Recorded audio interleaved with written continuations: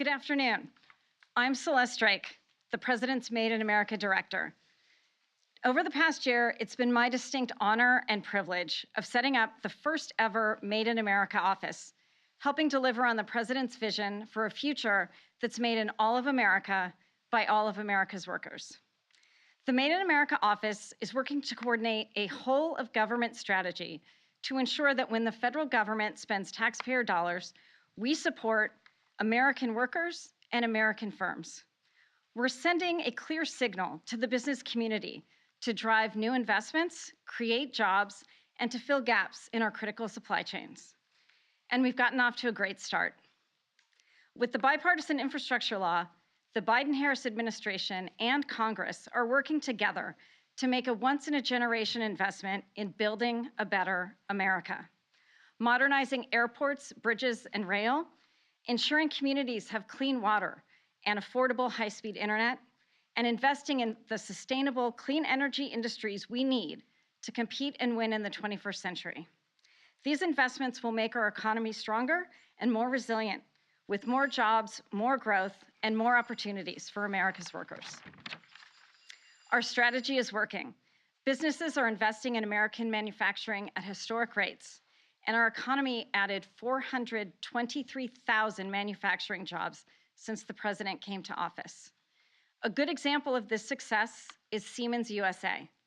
Siemens USA is a global leader in innovative healthcare, infrastructure, and energy technologies, employing 40,000 people serving customers all over the United States.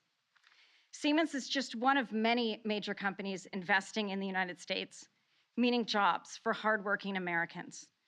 At the helm of this corporation is Barbara Humpton, a woman who views the true purpose of technology as expanding what's humanly possible. Barbara most recently served as president and CEO of Siemens Government Technologies, where she was the leading integrator of Siemens products and services for federal agencies. She currently sits on the board of directors for the National Association of Manufacturers. And for these reasons, it's my pleasure to introduce Barbara Humpton, President and CEO of Siemens USA Corporation.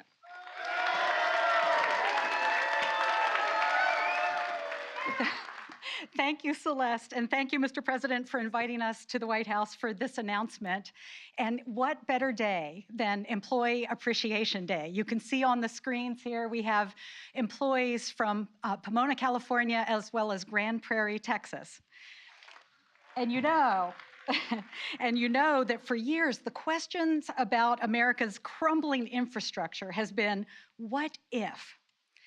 Instead of just maintaining, what if we really invested in the next century of American growth and leadership? We now have the opportunity to answer this question thanks to the bipartisan infrastructure law. As the president said in his State of the Union address earlier this week, we're done talking about infrastructure weeks. Now we're talking about an infrastructure decade. And when we get to focus on today is not just what we'll build, but who will build it over this next decade.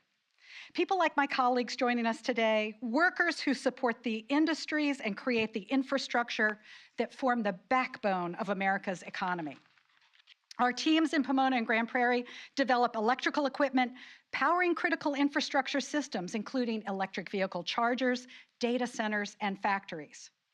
Today, to meet the growing demand and to support national infrastructure projects, Siemens is announcing our plans to invest $54 million into these manufacturing facilities. Additionally, later this spring, we'll identify the location of a new EV charging manufacturing hub to support our goal to produce more than 1 million EV chargers over the next 4 years.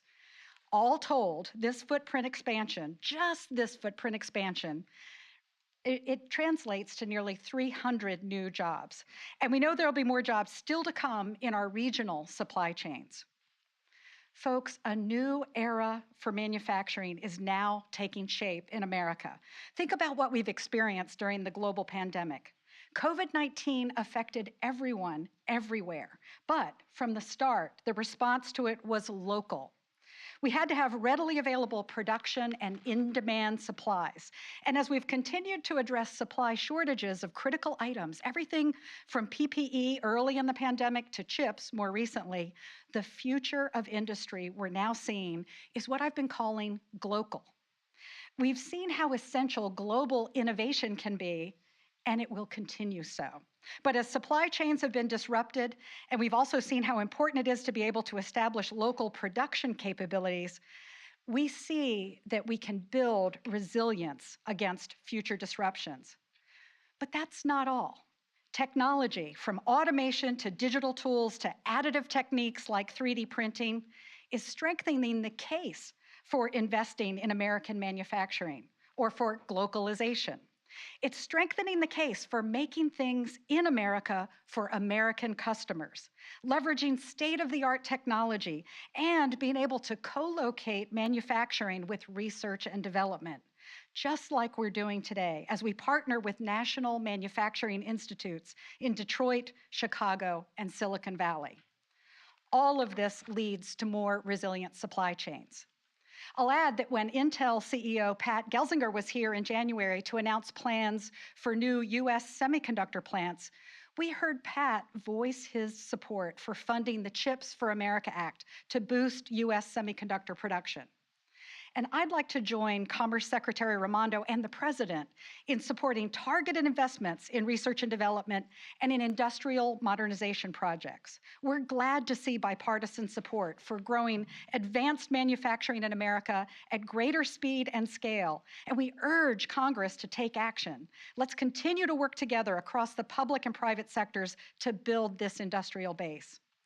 And I'll say this, we have some real work cut out for us when it comes to inspiring the next generation of workers to join in what we're building. At Siemens, we're actively recruiting for more than 2,400 jobs, open jobs today nationwide. Approximately a quarter of our hiring demand is in manufacturing, where nationally there are currently more than 800,000 job openings. So I'm looking forward to handing it over to Lonnie Stevenson, President of the International Brotherhood of Electrical Workers, in just a minute. But before I do, I want to share one final idea about how we build this workforce, because I really think a lot of it comes down to addressing the myth we hear so often that investments in modern technology will relegate workers to the sidelines. Folks, for the first time, a human picked up a rock and used it as a tool. Tools and technology have elevated the role of humans. And the future of manufacturing is no different. It's no different even as we introduce tools which, frankly, I never could have even dreamed of when I started my career as a software programmer in the early 1980s. I mean, we actually were using slide rules back then. But today, in Grand Prairie and Pomona, they use our digital twin technology that was instrumental in supporting NASA's Mars rover mission, software that combines the real and digital worlds. And in Grand Prairie, they've also deployed advanced robotics. Yet what I saw when I last visited Grand Prairie wasn't fear of an automated future, it was actually excitement. Workers weren't being replaced. A new training program for technicians was teaching them how to program robots. Instead of being focused on repetitive tasks, workers were running multiple machines. They were programming the delivery of parts for the next shift. Multi-generational teams were working together to increase product, quality, safety, and speed to market. So, as our infrastructure investment leads to new orders that spark transformation across American manufacturing, we're not going to automate people out of the process. No, I promise you, we will expand what's humanly possible. We'll expand opportunities for people at all stages of their lives, their careers, and education to shape a future that's more sustainable, resilient, and equitable. Mr. President, thank you so much for bringing us here today. And now I'd like to introduce Lonnie Stevenson.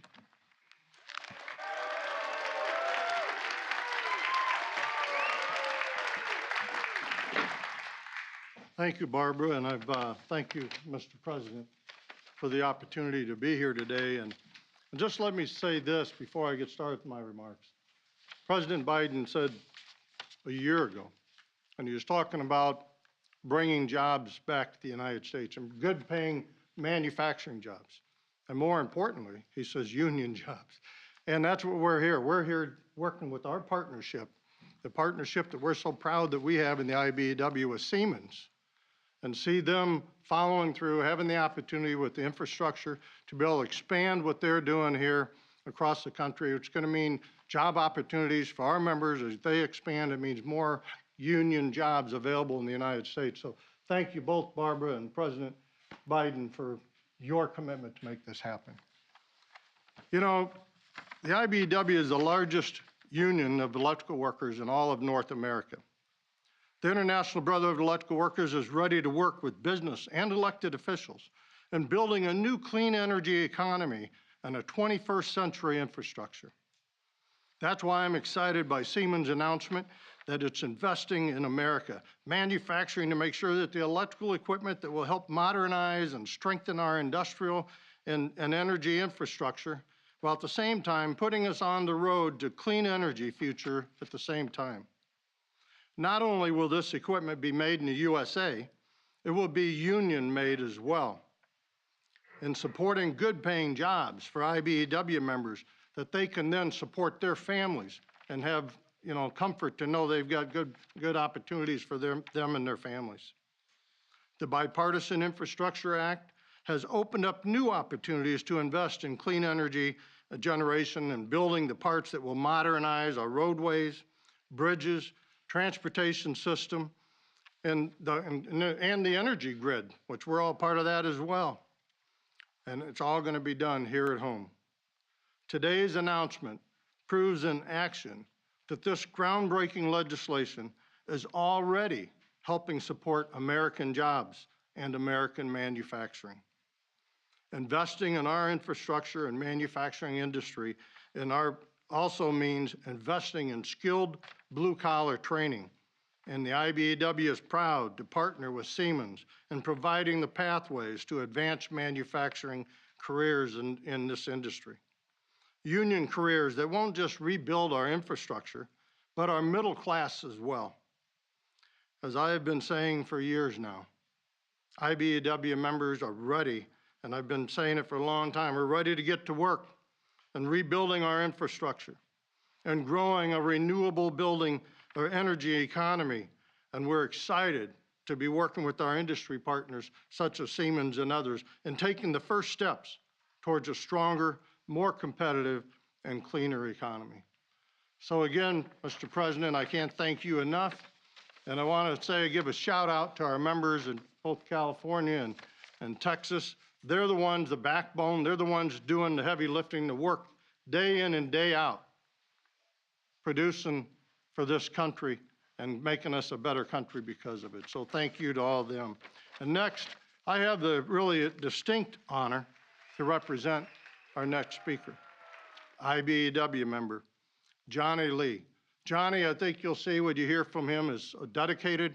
He's a hard worker. He's very well respected amongst his peers, his workers, and he also understands that he wants to make sure that Siemens is also being able to move forward as the company and that they're successful as well. So please give a warm welcome to Johnny Lee.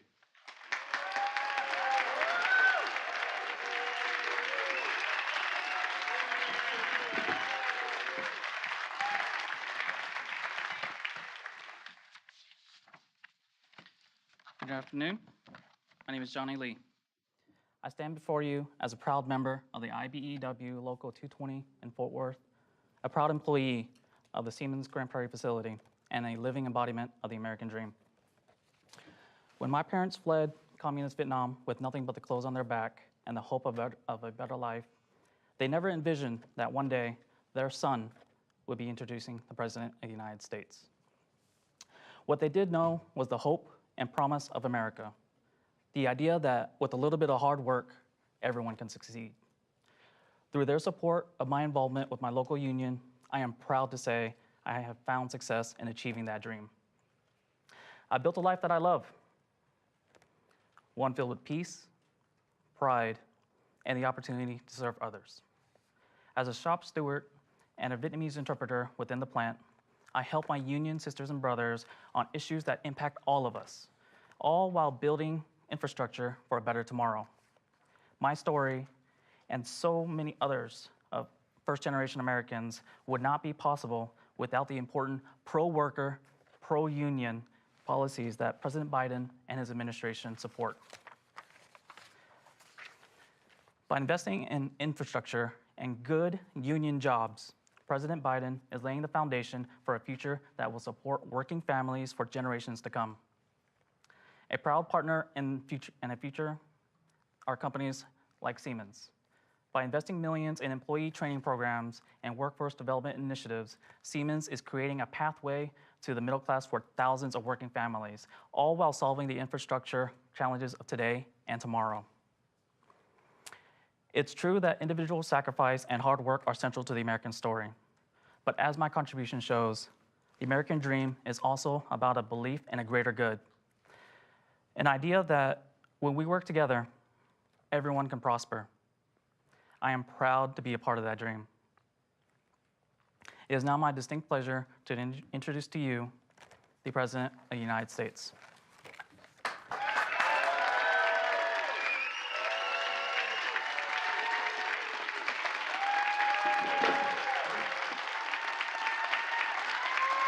What Johnny didn't tell you, he's a break dancer. But he's not going to do it on the stage right now. Before I begin officially today, I want to thank the Made in America director, Celeste Drake. I also want to acknowledge it's her birthday, and it's really tough turning 30, so be nice to her. Happy birthday, kid.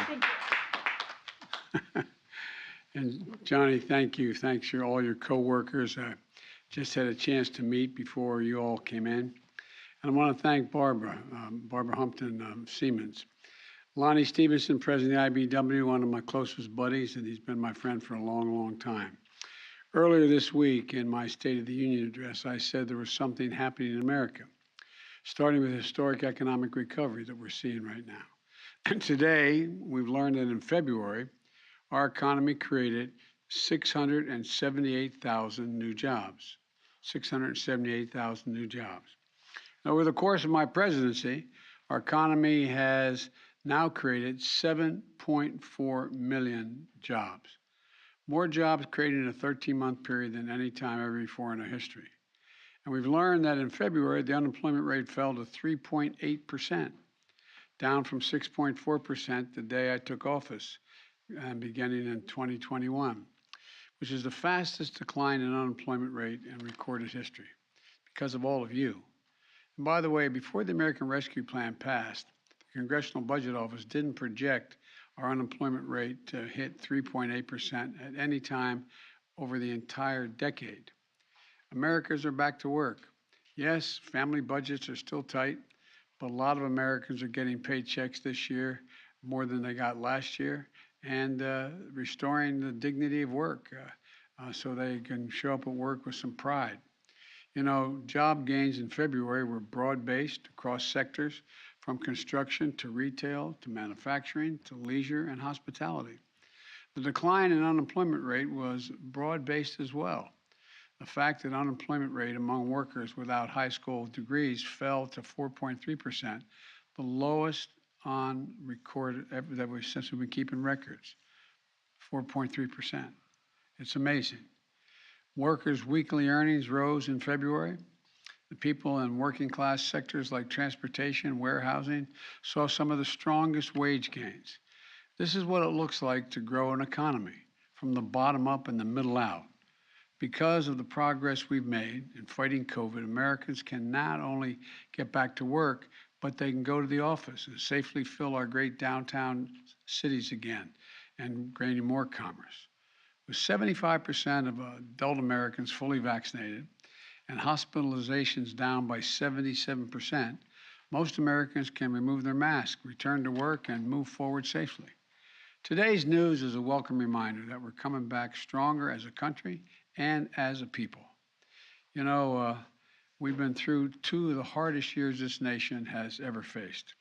The pandemic has been punishing, as many of you know, and some of you may know it from a personal standpoint. Maybe you lost someone in this process. You got up this morning and looked at an empty chair.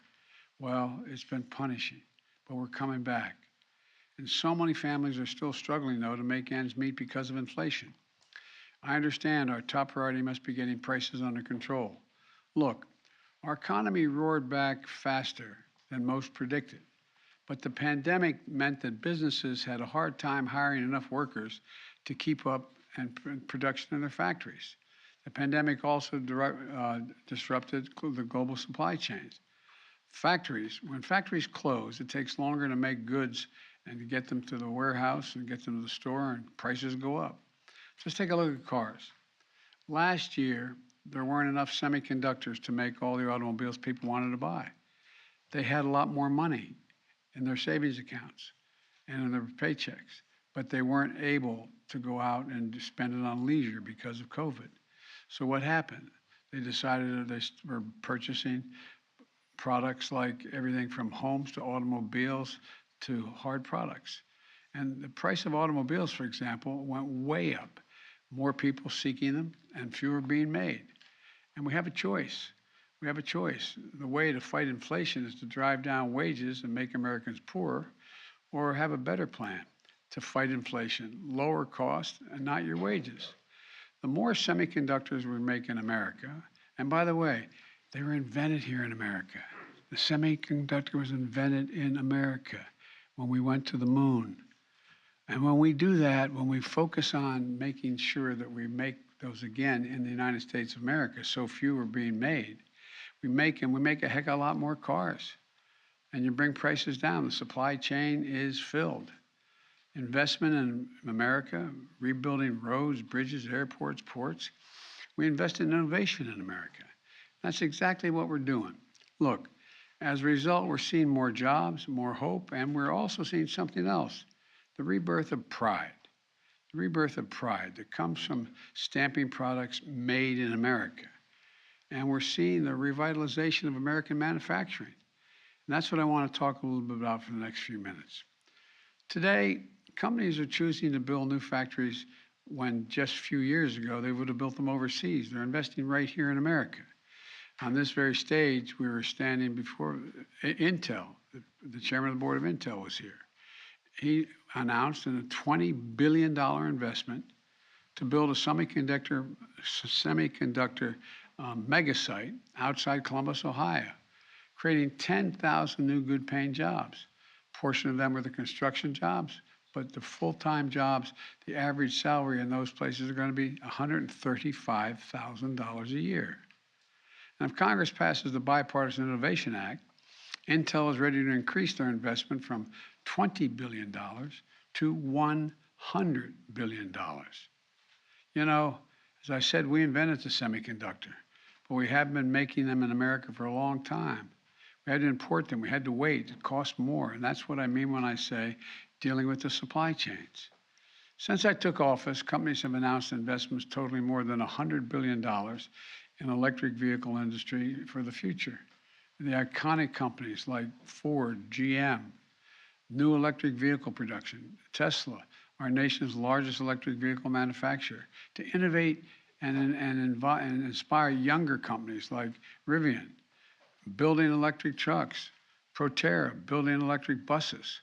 Last month, the MP Materials, which operates the only rare earth mine in the United States, announced a $700 million investment by 2025 that will have a fully domestic end-to-end supply chain for the magnets that are used in electric vehicle motors, wind turbines, and defense systems. We're investing that money here in the United States. And the Union Pacific Railroad announced the largest purchase of American-made battery electric locomotives in history. And guess what? They're built in Western Pennsylvania. All told, the economy created 423,000 new manufacturing jobs in America, paying decent salaries just since I entered office. There's also another reason this is happening. We're not waiting for others to manufacture the products we invented. We know what to do. We know how to manufacture things in America. Today, that progress continues. I just had a chance to have a viral tour of both the Siemens facilities, one in Pomona and the other in Grand Prairie, Texas. A chance to talk with some of the IBEW members working there. because our infrastructure law provides $7.5 billion. $7.5 billion to build a national network of 500,000 electric vehicle charging stations across America. And it also provides $16.5 billion to modernize our power grid, how we move electricity across America. Companies like Siemens are investing here in the United States of America. And you just heard from Barbara, Siemens is announcing a $54 million investment to upgrade and expand those facilities in Texas and California that develop high-tech, high-value electrical equipment that is used in electric circuitry, switchboards, electric vehicles, chargers out on the highways, and data centers. This announcement alone is going to create 300 new good-paying, cutting-edge manufacturing jobs. Folks, America's coming back. It really is. In addition, Siemens will be building an entirely new facility to make charging equipment for electric vehicles. The location of that facility will be announced later this year. I don't know where it is, so don't ask. A lot of my colleagues in the Congress are going to be saying, Joe, where's it going to go? I don't know. But it's going to be in America and help us continue to grow our clean energy economy. Look, folks, when I ran and got elected, I said I wanted to rebuild America. This is what I was talking about. And we want to see a lot more stories like this one. So when the taxpayers' dollars to rebuild America, that's what they are, taxpayers' dollars, we're going to buy American. Buying American products to support American jobs. And by the way, these are the best products in the world.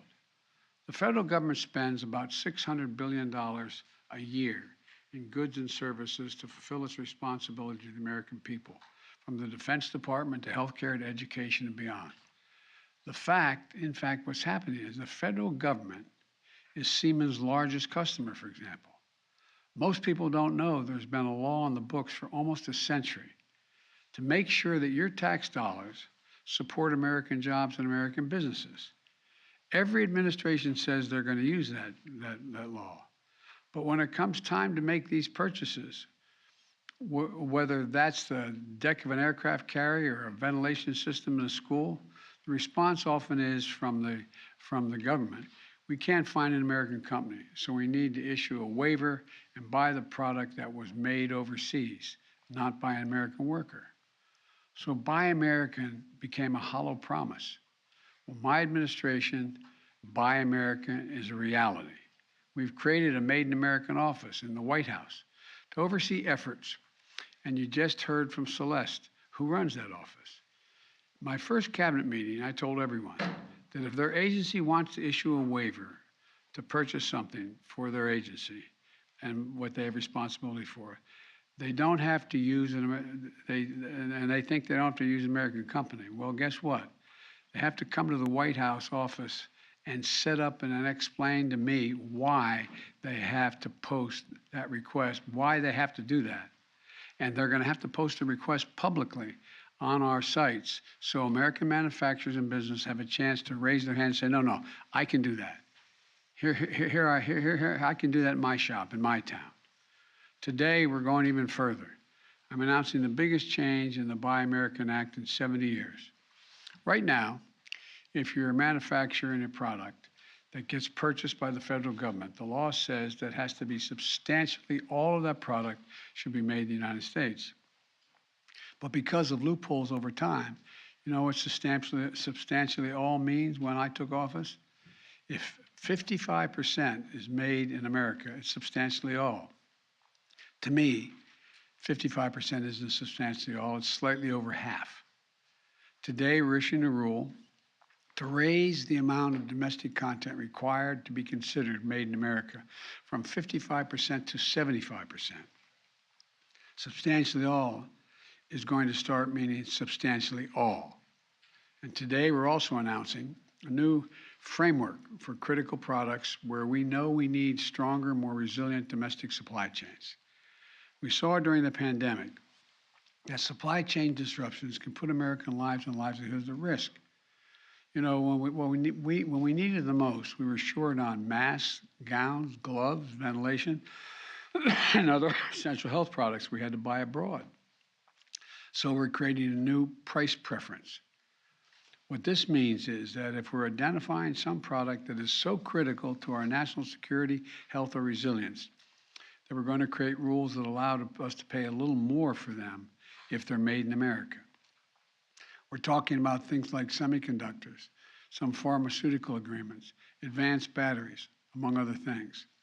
It's worth it for us to ensure that we have a domestic capacity to protect us from shortages and price spikes in the future.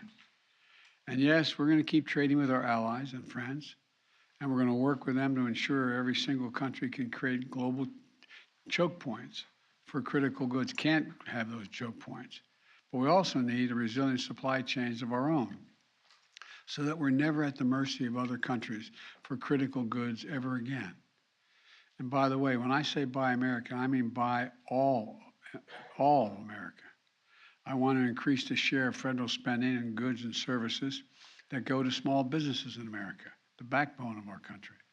Last year, I released a plan to increase the number of contacts that go to small disadvantaged businesses by 50% by 2025. This means more contracts will go to Black, Brown, Native American, women-owned, veterans-owned small businesses in every state and territory, in every industry from services to manufacturing to agriculture. Already we're seeing success. Women-owned businesses have won contracts to provide masks for the government, clothing for the Marines. Veteran-owned small businesses are now producing specialty trucks and trailers for the Department of Veterans Affairs and the Army. We're seeing other Buy American successes, which will allow us to make synthetic rubber gloves in Alabama, fibers that go into N95 masks in New Hampshire, shipping containers in Maryland. The list goes on. And here's what it all adds up to. Today, I'm placing a bet on America. Everyone here is going to make sure that it pays off, everyone on this stage. What I say today, what we've seen in the past months, is more reason why we need to reject the defeatist view that the forces of automation and globalization mean we can't have good-paying union jobs manufacturing here in America. Our manufacturing future, our economic future, our solutions to the climate crisis, they're all going to be made in America. And what that means to build a better America, well, it does. We're going to build a better America as a consequence. So thank you all very much, and I thank my colleagues for being here. And I understand a lot of Siemens folks are in the front row there too. Welcome. And thank you all in California and in Texas. Thank you.